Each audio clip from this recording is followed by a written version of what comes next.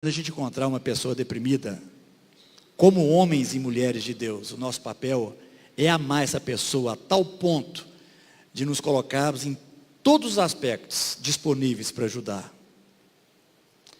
Eu compartilho isso, e a minha esposa sabe disso, porque nós já vivemos em casa. Minha esposa já foi passou por depressão.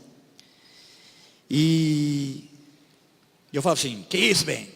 Levanta, sacode a poeira e dá a volta por cima. Achando que eu estava ajudando. Toda vez que eu falava isso, na verdade é como se eu estivesse assim, pisando um pouco mais em cima da cabeça dela e fazendo assim para ela afundar mais. Porque eu não tinha um bom senso de imaginar a dificuldade que ela estava passando. E a gente tem essa mania como cristão. Eu vou falar de mim, depois você pode falar por você. Quando eu me converti, eu achava, no começo eu pensava o seguinte: Deus é Deus e fica doente só quem não está bem com Deus. Eu pensava essas bobeiras. Aí depois eu comecei a ver que não era bem assim. Aí depois eu cheguei à conclusão que não, doença do corpo, a gente passa por isso mesmo. Mas agora da mente é falta de relacionamento com Deus. E a gente tem essa mania, a gente acha o seguinte: daqui para baixo, a gente concorda em ir em um médico, receber uma consulta, fazer um exame, porque está doendo. Mas daqui para cima, quando a gente fala de mente, a gente é um pouco bitolado como cristão de achar o seguinte: um crente que procura um psicólogo é porque não está conseguindo extrair o melhor de Deus.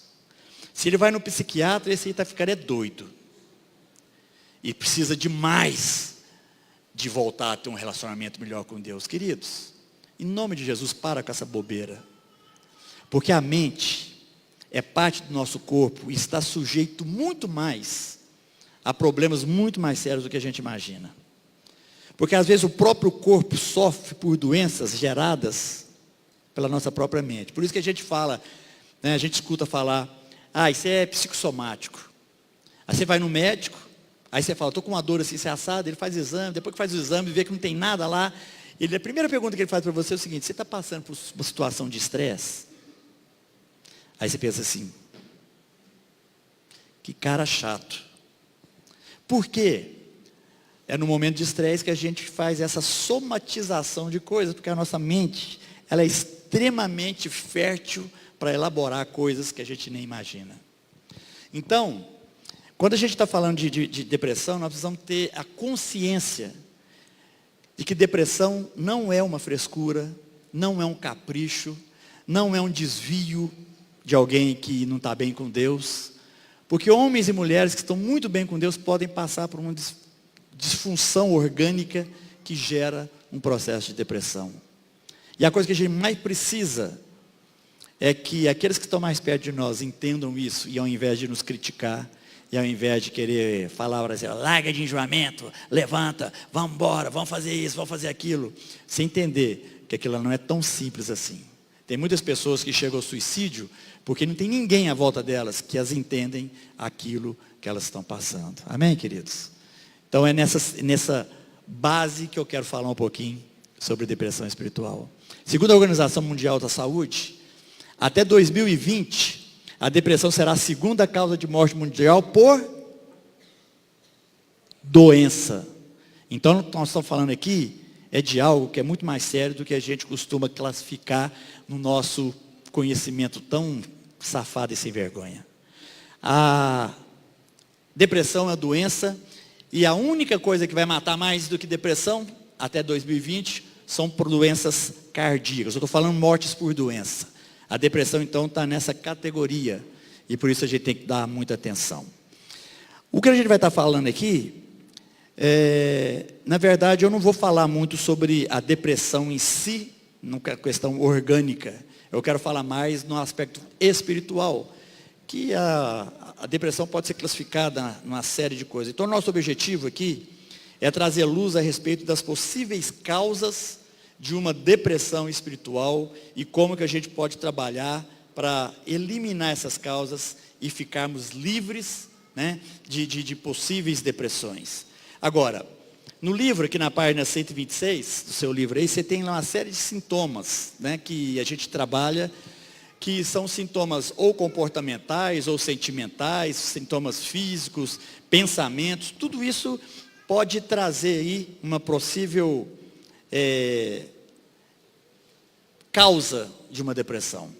Quando a gente lê esses sintomas aí, você começa a olhar lá e você pensa assim, esse eu pego, esse também, e aqui também eu estou. Aí, quando você acaba de ler os sintomas, você pensa assim, ai, morri. Né? Você pensa, tanto sintoma que eu estou vivendo. Não, esses sintomas aí estão somente para nos lembrar a importância de trabalhar para que a gente não entre nesse processo de depressão. Agora, se você já for ou já é vítima, se você já está num processo de depressão, deixa eu te falar uma coisa, é fundamental que a gente busque a ajuda de profissionais. Então, se você está passando por alguma coisa, se você sente que alguns desses sintomas aí é algo que está assim, muito sério, muito forte no seu dia a dia, não fica sozinho com isso. Procura alguém da sua confiança, procura o seu pastor, procura um amigo e fala assim, olha, eu estou sentindo isso, estou vivendo isso, eu estou até com medo de estar em depressão, e pode ser que você já esteja. Agora, o perigo da depressão é a gente viver isso sozinho. Procura uma pessoa para que junto com essa pessoa você possa discernir, ou vocês possam discernir, se é necessário uma ajuda psicológica, se é necessário uma ajuda psiquiatra. Às vezes você vai ter que precisar tomar até remédio, dependendo do nível e do grau dessa depressão que você pode estar vivendo. Amém, querido? Então, não tente resolver isso sozinho. Você é igual a pessoa que tem um pecado, sim, aquele pecadão esquisito, e você pensa o seguinte, não, eu estou com Deus agora, eu vou ficar livre desse pecado, não vou contar para ninguém não, porque eu tenho vergonha de contar o meu pecado, mas eu creio que Deus vai me livrar desse pecado. Aí passa um ano, você está lá assim, eu creio que Deus vai me livrar desse pecado. Passa 5 anos, você está lá assim, eu creio que Deus vai me livrar. Você vai viver a sua vida inteira lutando contra aquele pecado, porque você não tem coragem de contar para alguém. E quando a gente conta para alguém, a palavra de Deus já sabe em dizer que quando nós confessamos os nossos pecados uns aos outros, nós somos curados. Então, a depressão é a mesma coisa, não tenta resolver isso sozinho. Não pensa o seguinte, não, eu vou ler mais a Bíblia, eu vou orar mais, eu vou buscar mais a Deus. Que bom, você tem que fazer isso sempre. Mas não é através disso que você vai ficar livre de um processo depressivo. Pode ficar? Claro que pode, querido. Eu creio que Deus pode libertar qualquer um de nós de qualquer coisa. Mas Deus também quer que nós estejamos compartilhando as nossas dificuldades, as nossas necessidades uns com os outros, para que juntos a gente possa vencer e superar tudo isso. Amém? Então vamos um pouquinho entrar aqui no nosso estudo. As primeiras considerações que eu quero fazer é a respeito do salmista. O salmista então fala lá no Salmo 42, versículo 5, ele diz assim, por que estás abatido, ó minha alma? Por que te perturbas dentro de mim? Espere em Deus, pois ainda o louvarei, a Ele, meu auxílio e Deus meu. O salmista, quando declara isso aqui, ele traz um entendimento interessante, porque vários salmos que a gente lê, a gente vai ver que o salmista começa desesperado. Ele começa falando assim, Deus livra dos meus inimigos, os meus inimigos estão me alcançando, eles estão me fazendo sofrer. E ele fala tantas coisas daquilo que ele está vivendo, e aí lá do meio do salmo para frente, ele começa a declarar, mas eu te louvarei, eu creio naquilo que o Senhor pode fazer. E aí ele traz ali à luz o que Deus pode fazer por ele. Mas esse Salmo 42, ele resume bastante, porque a realidade do salmista é a realidade de todos nós. Todos nós temos as nossas lutas, todos nós temos as nossas dificuldades. Mas o problema aqui é que a gente faz com as circunstâncias que estão à nossa volta. O salmista aqui, ele começa a declarar a sua própria alma. Ô alma, por que você está assim? Por que você está borocochô? Por que você está desse jeito? Aí ele começa a trazer ao próprio, do espírito dele, a sua alma, ele começa a ministrar, o espírito começa a ministrar na sua alma, para que ele saia que a alma saia daquele processo e comece a entender o que Deus pode fazer. Então, a depressão começa desse jeito. Se nós começássemos nas nossas depressões espirituais, se a gente começasse a conversar com a nossa alma, a gente estaria eliminando uma série de possíveis dificuldades para frente. A depressão, ela afeta todas as pessoas, mas principalmente existem alguns grupos que ela pode afetar mais. Um deles são as mulheres, o grupo das mulheres. Por quê? Mulher é muito sentimento, é muita emoção, e normalmente a depressão, ela vem quando emocionalmente a gente se deixa abater. Outro grupo também que é muito influenciado são os introvertidos. O que é o introvertido? É aquele que não abre a boca nem para falar, para gritar, para desabafar. Sabe como é que é? A gente vai vivendo aquela realidade e a coisa vai apertando e você não abre a boca nem para falar assim, Deus, me livra disso. Você vai aguentando, você vai aguentando, você vai aguentando. A tendência de você entrar num estado de depressão é muito grande. Porque você não desabafa. Você não coloca para fora. E por isso é importante a gente ter amigos para desabafar, para gritar, para falar, para chorar. Porque tudo isso vai trabalhando e de forma a aliviar a tensão daquilo que a gente está vivendo. Então, é fundamental a gente lembrar que o diabo é especialista em deprimir o povo de Deus. Por quê? Porque é o que ele mais quer. Ele quer ver todo mundo arrebentado. O diabo quer ver todo mundo deprimido, porque imagina se todo cristão se deprimir, olha que beleza que vai ser o nosso testemunho. Você vai chegar no seu local de trabalho, deprimido. A turma começa a olhar para você, para os cristãos que estão deprimidos, vão pensar o seguinte, se viver com Deus é isso, eu não quero. Se vida com Deus é isso que eu estou vendo aí naqueles que falam que são de Deus, eu estou fora. Então o nosso testemunho é extremamente afetado se a gente está aí passando por um problema de depressão. E o que o salmista declara é algo muito importante. Ele fala com o seu próprio eu, em vez de permitir que o seu eu fale com ele. Deu para entender? O que ele está querendo dizer? As coisas, nós somos levados a sermos influenciados pelas coisas de fora e até pelo nosso próprio eu, pela nossa própria mente. Sendo que, na verdade, nós teríamos que estar declarando contra as coisas que vêm de fora e contra os nossos próprios pensamentos, contra os nossos próprios sentimentos. Então, o que o salmista está fazendo aqui, ele está falando o seguinte, antes das próprias necessidades dele falarem mais alto, ele começou a falar para as suas necessidades. Antes das emoções falarem, ele começou a falar para as suas emoções. E é isso que o Salmo 42 nos ensina. Então é a gente não permitir que o nosso eu comece a querer estabelecer alguns critérios. Mas então nós vamos falar com autoridade, declarando pelo nosso espírito, para que a nossa alma se aquiete diante daquilo que a palavra de Deus nos ensina. Mas vamos ver algumas causas de depressão espiritual. Então, são vários textos bíblicos, eu não vou me ater aqui na leitura desses textos, está aí no livro também, então você tem um vasto material aí para acompanhar, e eu vou, na verdade, vou ter que passar isso aí mais rapidinho. Primeira causa de depressão espiritual, falta de visão clara das coisas. O texto de Marcos 8, fala daquele momento que o cego chega até Jesus, e Jesus unge aquele cego e fala assim, você está vendo? Aí o cego ora e fala assim, olha, estou vendo homens, mas como árvores eu os vejo. Aí Jesus ora de novo, unge de novo, para que ele possa ver claramente. É depressivo quando nós não conseguimos ver as coisas de forma clara. Porque a nossa tendência é o seguinte, eu fico imaginando quantas vezes na nossa vida, Deus ungiu os nossos olhos e a gente começou a ver as coisas andando, mesmo parecendo árvore, a gente fala assim, beleza, para quem não via nada, agora eu estou vendo que está bom demais. Olha que bênção. Eu não via absolutamente nada, agora eu estou vendo. Se está andando igual árvore, isso é detalhe. E aí a gente se acomoda com isso. E a gente não tem a visão perfeita e clara daquilo que Deus quer que a gente enxergue. Isso acontece com a gente, por isso que a gente diz que o maior inimigo do ótimo é o bom. Porque quando as coisas estão boas, você pensa assim, já, está bom. Aí a gente acomoda, mas Deus quer trazer para nós, não era aquele bom, Deus queria trazer para nós o ótimo.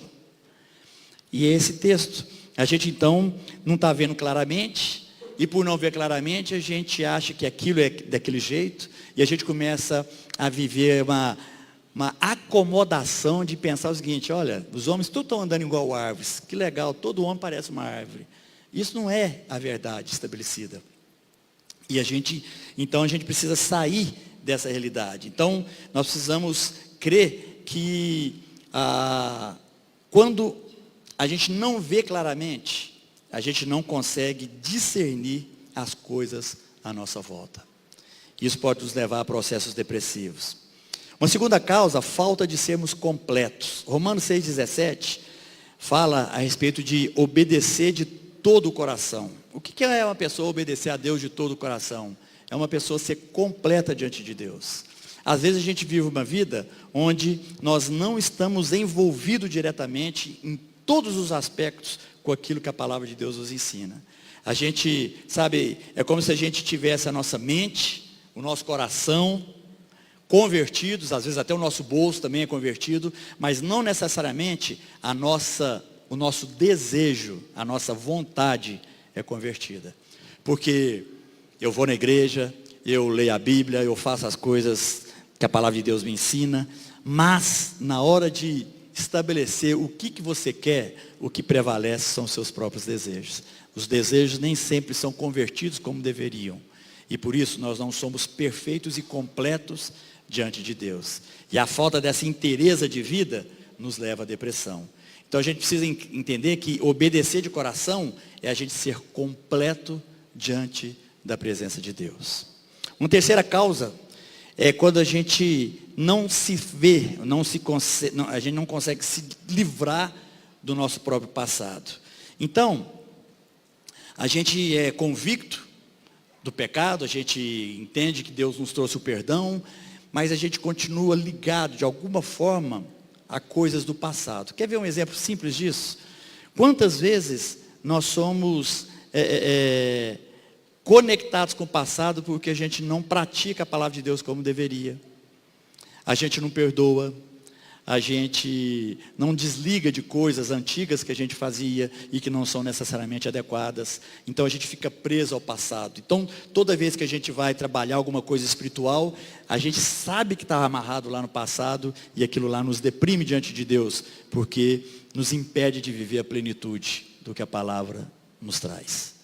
Então nós temos que estar atentos, queridos, para que a gente possa, sabe, sair de qualquer vínculo, de qualquer coisa que nos prenda ao passado. Porque ficar preso ao passado é a gente dar importância demais para nós mesmos. Por que a gente continua preso com coisas lá atrás? É porque aquilo lá tem importância para nós.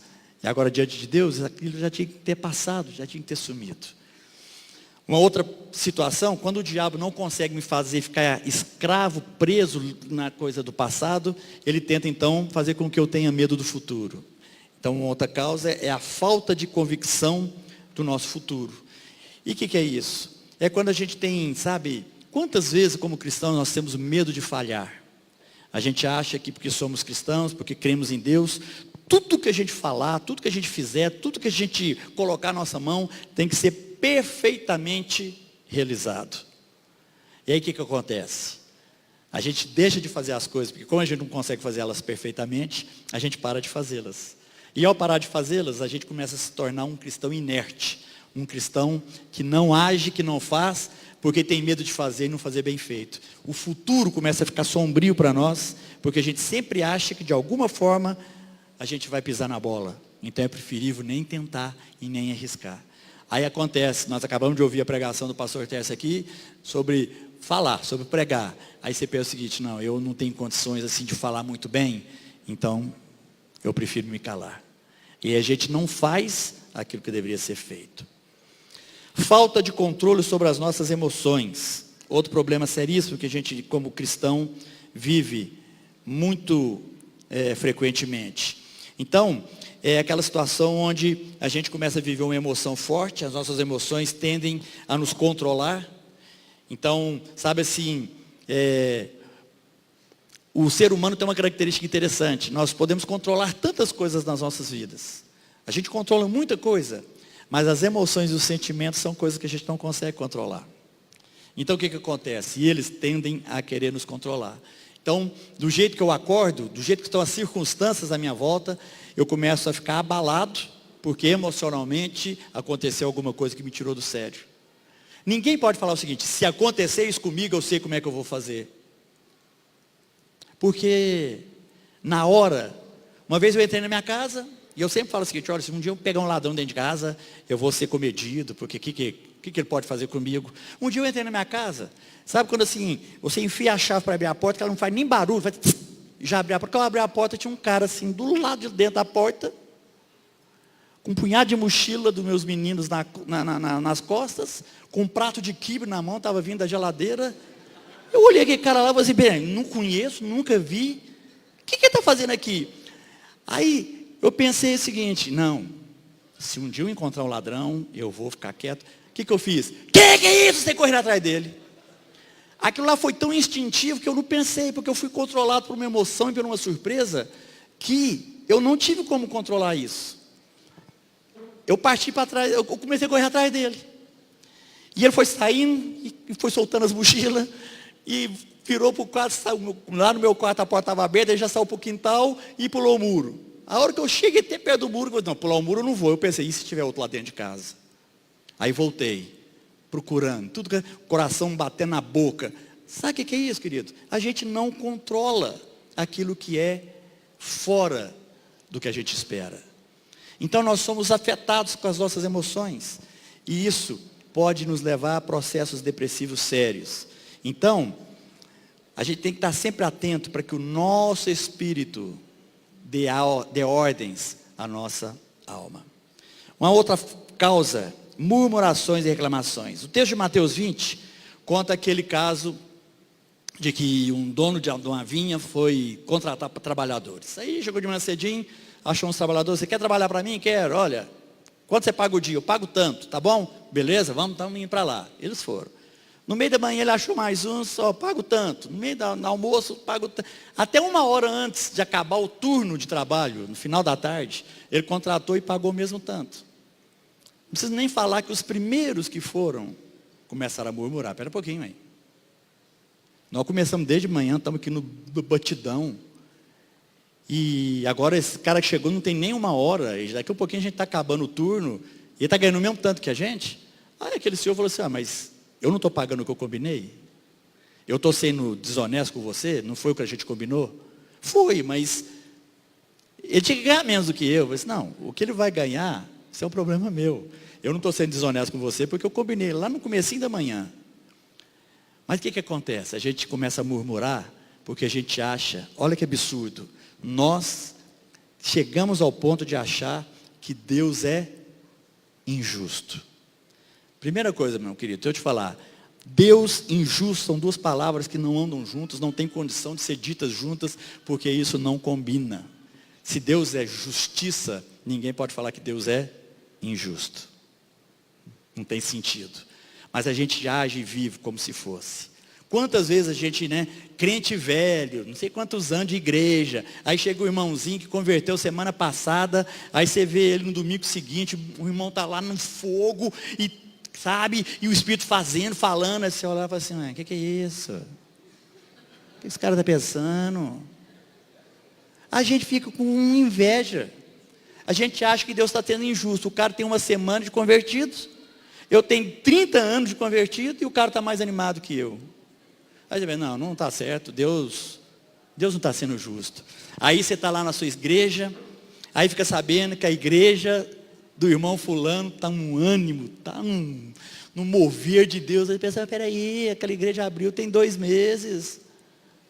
Nós estamos aqui há quanto tempo? Por que a igreja do irmão lá está mais avivada que a minha? Aí Deus é injusto. Entende? Às vezes a gente não fala, mas a gente age de tal forma a atribuir a Deus, como se Ele não estivesse sendo justo com aquele ou com aquele outro, porque não é bem assim que as coisas funcionam. Quem somos nós? E quando a gente entra nesse esquema de murmuração, coisa que o diabo é especialista, e ele vai estar só dando corda para você. Aí você pensa assim, Deus não está sendo justo. Ele fala assim, não é mesmo, você é um cara tão legal. Rapaz, você é um cara que lê a Bíblia. Você é um cara que busca a Deus, eu sou prova do tanto que você busca a Deus. Rapaz, e ele fica turbinado para mostrar que realmente Deus não está sendo justo com você. Deixa eu te falar uma coisa, o Ministério da Saúde já adverte, murmurar faz mal para a saúde. Viu, amados? Em nome de Jesus. Falta de fé, outro texto, outra causa de possíveis depressões. Lucas 8 é o texto que fala de quando os discípulos estavam no barco, Jesus dormindo lá tranquilo, e uma chuva, uma tempestade começa a aparecer, E os discípulos começam a ficar com medo. E é interessante, metade dos discípulos eram pescadores. Estavam acostumados a pescar naquele mar, estavam acostumados com as tempestades daquele mar, estavam acostumados a trabalhar com os barquinhos ali naquele mar. E de repente estão todos eles apavorados, porque achavam que iam morrer. Vão lá, acorda Jesus, Jesus levanta, acalma a tempestade, olha para eles e fala assim: que é isso, gente? Cadê a fé de vocês? O que está acontecendo? Sabe, a gente vive muitas situações como esses discípulos. E o problema deles é que eles estavam com Jesus, achando que iam morrer. De certo, eles pensavam também: olha, se Jesus não acordar aqui, vai morrer todo mundo, inclusive Jesus deve morrer aqui também. A coisa aqui está tão feia. Sabe assim, quantas vezes na nossa vida a gente vive momentos e que a gente, mesmo estando com Deus, a gente acha que está fora do controle.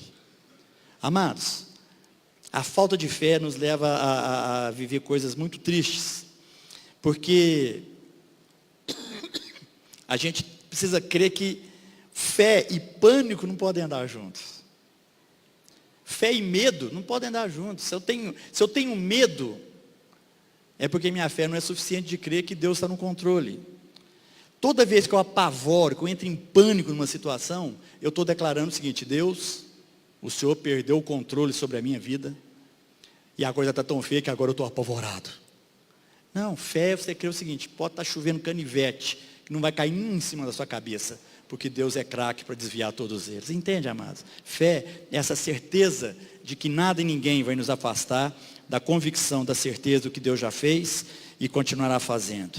Então, muito cuidado com a sua incredulidade diante das situações. Isso é gatilho para muitos processos depressivos. Falta de saber quem Deus é. Mateus 14 é o texto que Jesus anda sobre as águas. Os discípulos estavam lá no meio do barco, de novo, no mesmo mar, no mesmo barco. Aí vem Jesus andando sobre as águas, eles se assustam. E ali a gente tem aquela experiência de Pedro. Pedro então fala assim: se o senhor não é um fantasma, fala para eu ir até o senhor. Aí Jesus na hora fala: pode vir. Se esse é o problema, está resolvido, vem. Pedro tem iniciativa. Pedro começa bem demais. Tira o pé do barco, pisa na água, dá uma firmadinha para ver se dá para ir, põe o outro pé e vai, e começa a andar. Aí começou bem demais. Mas sabe, queridos, toda vez que a gente tem dúvida de quem Deus verdadeiramente é, a gente paga um preço alto. Pedro começou muito bem, mas ele terminou pessimamente. Ele teve uma iniciativa tão boa, mas a acabativa dele foi tão terrível. Porque no meio desse processo todo, ele esqueceu da plenitude de quem Deus é, e preocupou muito mais com as circunstâncias e as coisas que estavam à sua volta do que aquele que estava diante dele, o próprio Cristo, em quem os seus olhos, enquanto colocados nele estavam, fez com que ele pudesse andar. Então a nossa fé fraca faz assim a gente voltar a fazer perguntas que Deus já respondeu. Sabia? Quando a gente não entende a verdadeira grandeza de quem Deus é, a gente começa a fazer perguntas que já foram respondidas por Deus a nós mesmos muito tempo atrás. Isso também é muito preocupante. Espírito de escravidão. Todos nós podemos sentir desencorajados, tem situações onde a gente crê que alguma coisa está faltando, e aí a gente fica debaixo de um espírito de escravidão. Quer ver um exemplo prático disso? Quando a gente não perdoa alguém, a gente fica debaixo de um espírito de escravidão. Alguém veio e fez uma coisa terrível contra você. Te ofendeu, te machucou, te afetou emocionalmente, ou seja lá que for, fisicamente. Aí você pensa o seguinte: não, é o que esse cara fez, ele não merece perdão não. Deus me desculpa, mas esse aí não merece meu perdão não. E aí você passa o resto da sua vida escravo daquela pessoa, porque você não quer encontrar com essa pessoa. Se essa pessoa vem numa rua, você muda para o passeio de lá, porque você não quer cruzar com ela. E aí você começa a viver, né? Ah, vai uma festa, fulano vai. Porque se ele for, você não vai, porque você não quer encontrar. Sabe aquela situação que você vai ficando escravo? Sendo que se você chegasse o seguinte: ele te ofendeu hoje, ainda que ele nunca te peça perdão, você pode pensar o seguinte: bom, ele já está perdoado, porque assim, coitado, ele não sabe o que fez. Se daqui 10 anos ele vier e falar o seguinte: ô César, você me perdoa, sabe, lá atrás eu estava com a cabeça assim, você vai dizer: ô queridão, você está perdoado desde aquele dia. Pensou que coisa gostosa você poder mostrar para ele que você estava livre disso e que você já o perdoou desde o começo. A falta de perdão é um espírito de escravidão que fica amarrado e impedindo qualquer coisa que a gente queira fazer. E aí a gente fica com medo, né, de fazer as coisas, com medo de fracassar, e aí a gente começa a estabelecer padrões para nós mesmos que a gente não consegue alcançar e ficamos escravos de tudo isso. Então, lembre-se que a palavra de Deus fala que a verdade, ela é libertadora. Então nós não precisamos ficar amarrados em escravidões, né, em coisas que nos escravizam. Outra causa de depressão são as falsas doutrinas. Gálatas. Quando Paulo escreve a carta aos Gálatas, os Gálatas estavam vivendo um momento de tanta alegria, eles eram felizes. E de repente, por causa de uma falsa doutrina, a felicidade deles começou a ir embora. Porque chegou um sexta-feira lá e falou para ele o seguinte: para ser salvo por Deus, além de você ter que crer em Jesus, você tem que ser circuncidado. Pronto, aí aquela falsa doutrina encheu aquele lugar, e o povo que estava feliz porque era salvo, começou a ficar triste, porque e agora? Se não tiver circuncisão, a gente não é salvo. Então, quantas vezes a gente vive, né, falsas doutrinas? O que é a falsa doutrina? É tudo aquilo que pode conter menos do que a mensagem de Deus fala, ou que pode ser um acréscimo a essa verdade que já foi estabelecida. E aí a gente fica também à mercê daquilo que está sendo dito. Uma falsa doutrina traz confusão e que, por sua vez, pode trazer depressão. Falta de fazer o bem. A palavra de Deus deixa tão claro que o pecado não é só aquilo que a gente faz de mal. Está escrito também que aquele que sabe fazer o bem e não o faz, comete pecado. Então, quantas coisas que nós sabemos fazer com excelência, porque nós recebemos de Deus o dom, Deus nos deu toda a capacidade para fazer determinadas coisas e a gente para de fazer. Amados, quando a gente para de fazer aquilo que nós fomos capacitados a fazer, a gente então começa a entrar num processo depressivo, porque a gente foi capacitado para fazer e não está fazendo. Então, o que é fazer o bem? É entender que Deus te deu todas as ferramentas para fazer aquilo que Ele te capacitou e vocacionou. Todos nós fomos vocacionados, todos nós recebemos de Deus dons. Pelo menos umzinho, eu tenho certeza que você recebeu. Você pode ter recebido mais de um dom. E o que você tem feito com isso? O que você tem feito com os dons que te foram dados? Porque eles foram te dados para que você possa fazer o bem, para que você possa abençoar. O nosso papel como cristão é abençoar aqueles que Deus tem colocado à nossa volta. E quando a gente não faz isso, a gente começa a ficar deprimido. Sabe a coisa que mais alegra o coração de um homem? É quando você vê que aquilo que você fez para alguém o encheu de esperança, o encheu de alegria, fez bem para essa pessoa. Você volta para casa realizado. Ela não precisa nem te falar obrigado para você. Você volta para cá tipo assim: fiz bem para alguém.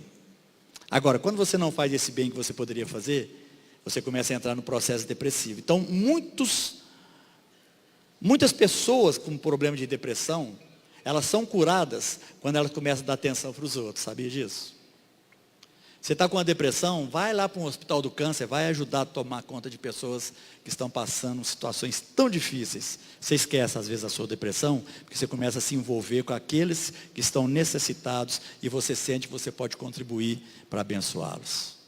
Amém? Vamos em diante. Falta de disciplina. Quando Pedro escreve, né, para a carta dele, a segunda carta, ele traz uma mensagem para aqueles que estão desanimados. E ele fala uma coisa interessante, está lá em 2 Pedro 1, de 5 a 7, que ele fala o seguinte: olha, associai com a vossa fé a virtude, com a virtude o conhecimento, com o conhecimento o domínio próprio, com o domínio próprio a perseverança, com a perseverança a piedade, com a piedade a fraternidade, com a fraternidade o amor. Ele traz uma relação de coisas onde um vai puxando o outro. Sabe qual é o nosso problema como cristãos? Nós não temos disciplina para que essas coisas façam parte do nosso dia a dia. Nós não temos disciplina para ler a Bíblia, nós não temos disciplina para oração, nós não temos disciplina para meditar naquilo que essa palavra nos ensina. A gente já acorda turbinado porque tem coisa demais para fazer. quanto mais a gente tem coisa para fazer, mais a gente deixa as coisas de Deus. A gente não vai numa reunião, a gente não vai num culto, porque você pensa, nossa, eu tenho coisa demais para fazer, eu vou adiantar o meu trabalho. Fala a verdade, quantas vezes você deixou de ter um compromisso com Deus, porque você tinha atividades para realizar? E quanto menos disciplina nós temos, amados, mais problemas a gente vai trazendo para nós mesmos. A indisciplina é aquilo que apaga o fogo do Espírito Santo de Deus na nossa vida. Quanto mais indisciplinados nós somos, mais, sabe, a vontade, o fogo, aquela paixão de fazer as coisas que Deus nos chama a fazer, mais a gente vai deixando isso de lado. Falta de entender o propósito da provação. O propósito das provações não é deixar a gente infeliz, chateado, murmurando, oh Deus, essa foi demais para mim, oh Deus, exagerou aí na dose. Não, toda provação, ela, por mais que elas possam nos incomodar, ela tem um propósito em Cristo. A provação, ela faz parte de um processo de santificação. A provação, ela é permitida para o nosso bem, né, para que a gente seja corrigido, para que a gente seja disciplinado, para que a gente cresça, para que a gente viva melhor. Eu achei interessante uma frase que fala assim, a aprovação é o certificado de confirmação que declara a autenticidade da nossa fé. Então você está sendo provado, meu querido, levanta a mão para o céu e fala assim, Deus, obrigado, porque isso aqui é o testemunho, é o atestado de que a minha fé está sendo trabalhada. E por isso eu quero louvar e glorificar o teu santo nome. Então, ao invés de você ficar ingrato com Deus, e ingratidão mata, louva a Deus, agradece a Deus porque aquilo está acontecendo. Da mesma forma, outra causa de depressão é quando a gente não aceita a correção de Deus. Um dos grandes motivos de depressão espiritual é exatamente isso. É a nossa falha de compreender que Deus está usando alguns métodos para nos corrigir, para nos moldar, para formatar o nosso caráter. E a gente acha que a correção de Deus está sendo assim, injusta. De novo a gente vem com aquela mente de que Deus está sendo injusto. A correção faz parte do processo da santificação. Corrigir significa treinar. Quando a gente está sendo corrigido por Deus, na verdade Ele está nos treinando para algo melhor, para algo maior daquilo que Ele quer fazer através das nossas vidas. Falta de paz, a última causa, né, de depressão, falta de paz. A palavra de Deus fala, né, Filipenses 4, 6 a 7 diz assim, não andeis ansiosos de coisa alguma, em tudo porém sejam conhecidas diante de Deus as vossas petições pela oração, pela súplica com ações de graças, e a paz de Deus, que excede todo entendimento, guardará o vosso coração e a vossa mente em Cristo Jesus. Então nós precisamos tomar muito cuidado para que, sabe assim, para que a tirania das circunstâncias à nossa volta não venha roubar a nossa paz. A nossa paz, ela não pode ser fundamentada num dia tranquilo. A nossa paz, ela tem que ser fundamentada na declaração do que a palavra de Deus nos fala. Ainda que tudo seja o contrário. Um dia, pegaram um punhado de pintores e eles falaram o seguinte, eu quero que vocês pintem um quadro expressando a paz. Aí veio um, colocou uma pomba voando, outro veio e colocou uma coisa bem tranquila. Aí um cara pintou uma árvore com um galhozinho de uma árvore que chegava assim bem numa grande cachoeira e quase batendo naquela cachoeira lá, um ninho, um passarinho deitadinho naquele ninho, chocando o seu ovo. Ele ganhou por quê? Porque ele conseguiu expressar que a paz é a certeza de quem está vivendo essa paz, independente das circunstâncias. Talvez o pior lugar para se fazer um ninho naquele momento era naquele galho que estava tão perto das volumosas águas caindo daquela cachoeira. Mas o que ele quis expressar com aquilo? Que a paz não depende das circunstâncias que a gente está vivendo. Então, essa falta de paz que a gente às vezes vive, é porque a gente está deixando de crer naquilo que Deus fala. Quando Paulo fala aqui, os nossos corações, quando eles entram em adoração, nós estamos orando. Quando os nossos corações, né, apresentam diante de Deus as nossas necessidades, nós estamos fazendo súplicas. E quando nós estamos lembrando das razões que nós temos para agradecer a Deus, nós estamos então realizando as nossas ações de graças. Então lembra que a paz de Cristo já nos foi concedida há muito tempo. Toma posse dela. Amém, queridos? Como é que a gente faz para vencer a depressão? Filipenses 4, 10 a 12 aí, nos traz essa condição, que eu quero resumir dizendo aqui, ó. Primeiro, circunstâncias e condições estão sempre mudando. Portanto, nunca dependa delas. Amém? Segundo, o que é de importância suprema e vital é o nosso relacionamento com Deus. É isso que vai te garantir muita coisa e vai te evitar muita situação de depressão. Terceiro, nada acontece com você que Deus não saiba. Sabe, querido, nada que você está vivendo pega Deus de surpresa. Você não está vivendo uma situação tal que nem Deus está sabendo o que está acontecendo. Não, isso não é verdade. Quarto, tudo que Deus decreta ou permite é necessariamente para o seu bem. Quinto, cada situação na sua vida é o desenrolar de alguma manifestação do amor e da bondade de Deus. Sexto, quaisquer que sejam as suas condições neste momento, elas são apenas temporárias, passageiras e transitórias. Amém? E nós podemos ser curados? Sim, Filipenses 4,13 diz, tudo posso naquele que me fortalece. Esse versículo é interessante, porque a gente tem a mania de olhar para ele e falar assim, tudo posso naquele que fortalece. Você dá aquela enchida de peito e pensa o seguinte, eu sou o cara. Porque aí você pensa, ele já falou que eu posso tudo, então esse poder é meu. Não, amados, presta atenção, o poder continua sendo de Deus. Quando a gente fala que a gente pode todas as coisas em Deus, o que Paulo está querendo dizer é que em Cristo nós estamos capacitados para todas as coisas. Não é que agora eu virei um super-herói e Deus me deu o poder e agora ninguém me segura e agora eu posso todas as coisas porque agora eu estou cheio de poder. Não é isso. Já escutei pessoas orando e aí as pessoas pegam e falam assim, Deus, eu exijo em nome de Jesus que o Senhor manifeste agora. O que é isso? O poder não é seu não, meu querido. Nunca foi e nem vai ser. Nós não temos autoridade para sair mandando Deus fazer as coisas, porque todos podemos naquele que nos fortalece. O poder continua sendo de Deus, o foco continua sendo Cristo, não é você. Então quando você lê esse versículo aqui, não é para você ficar assim, achando que você é o melhor de todos, sabe? Assim, aí você dá aquela olhada por cima assim, e pensa o seguinte, cuidado comigo, porque eu posso todas as coisas naquele que me fortalece. Aí isso é vaidade, isso é pura expressão de vaidade, não tem nada a ver com o poder de Deus a ser manifesto através da sua vida.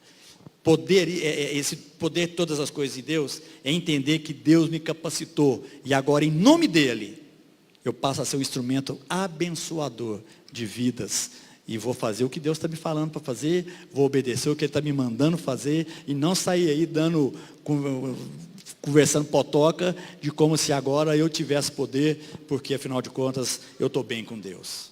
Não é isso. Então, a cura de todo o processo de depressão é a mesma questão, é o foco de tá em Cristo. Então a gente precisa aprender, nós precisamos descobrir, conhecer, buscar tudo aquilo que a palavra de Deus nos revela em Cristo. E quanto mais nós conhecemos, menos possibilidade de sermos afetados por processos depressivos nós vamos ter. Deus pode curar um processo de depressão? Claro que pode. Mas, seja sábio para entender que Deus pode curar de uma forma milagrosa, Deus pode curar através de profissionais, Deus pode curar através de pessoas que vão ter a sensibilidade de expressarem amor por aqueles que estão passando por processo de depressão. A pessoa que está deprimida, se você cobrar dela alguma coisa, você está dando mais um tiro no coração dessa pessoa. Ama o máximo que você puder.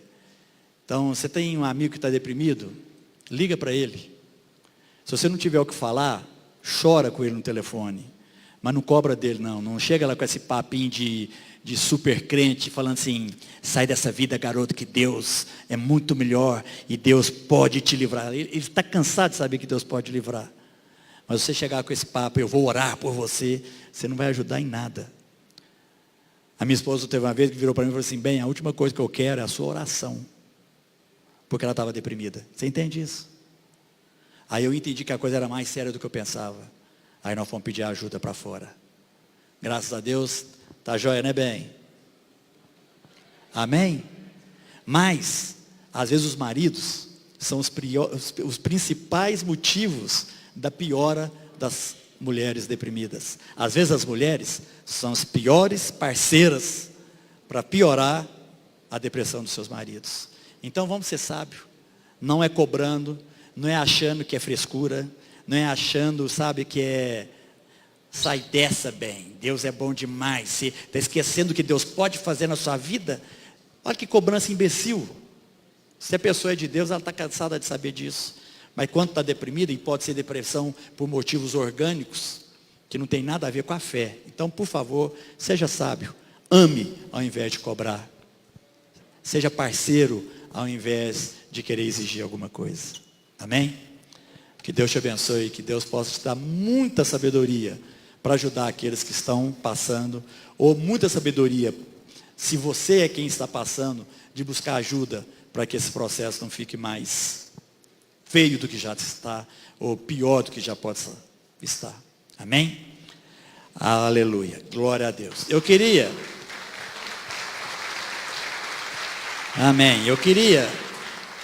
Que eu acho que é muito rico a gente poder ter um tempinho para ouvir alguns de vocês, ou perguntas, ou algum testemunho. Talvez você tenha passado por depressão, ou está passando, e às vezes até o seu desabafo pode ser importante para a vida de muitas pessoas. Amém?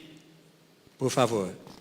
Paz e graça a toda a igreja. Pastor César, bênção demais. No dia do aniversário do meu esposo aqui, né? Agora em setembro, dia 18, ele bateu o carro. E eu fiquei triste, mas fiquei muito chateada. Aí a minha netinha, Larissa, de 9 anos, a hora que nós chegamos lá para comemorar, a gente foi comer uma pizza, aí ela chegou e falou assim, vovó, a senhora está muito triste, não está? Eu falei, estou, meu filho, estou chateada, tá? Um monte de coisa acontecendo, seu avô ainda bateu o carro hoje, graças a Deus ele não machucou, mas o carro acabou. Aí ela falou assim, então, vovó, 9 anos, hein? A menina tem. Aí ela falou assim, então, vovó, são desafios. E a gente só vai deixar de ter os desafios, vovó, lá no céu. A senhora quer deixar de ter desafio agora?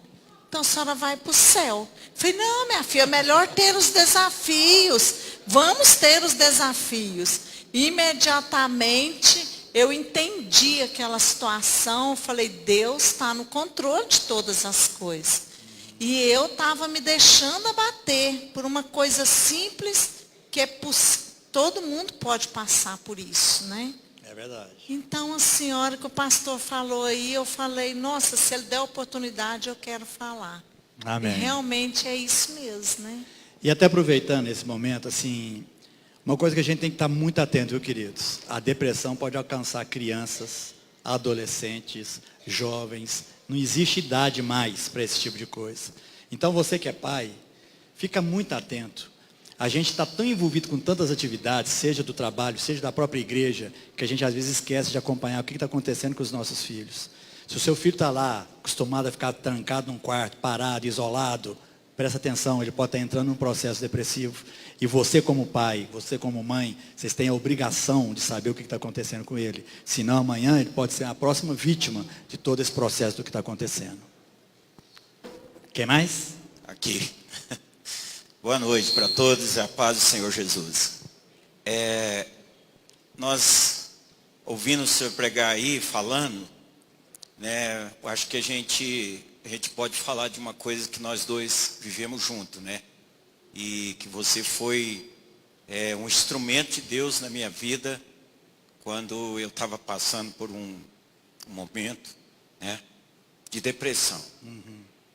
Né? Não sei se naquele dia eu pensei que seria o final, né, da minha vida de crente, e vocês me surpreenderam, né? O senhor, o pastor César e o pastor Marquinho me levaram para a casa do pastor César e eu fui todo armado, porque estava passando uma luta muito grande no ministério.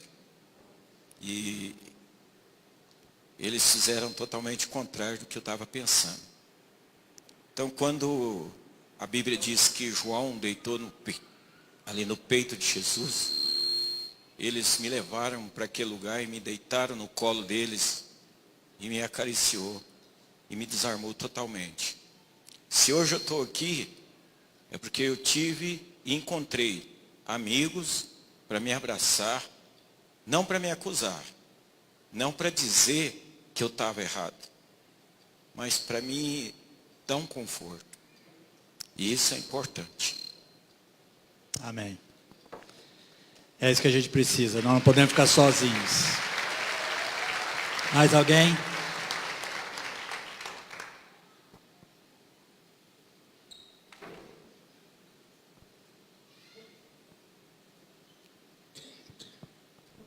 Eu sou Ednilza, do Sal da Terra Canaã, da igreja da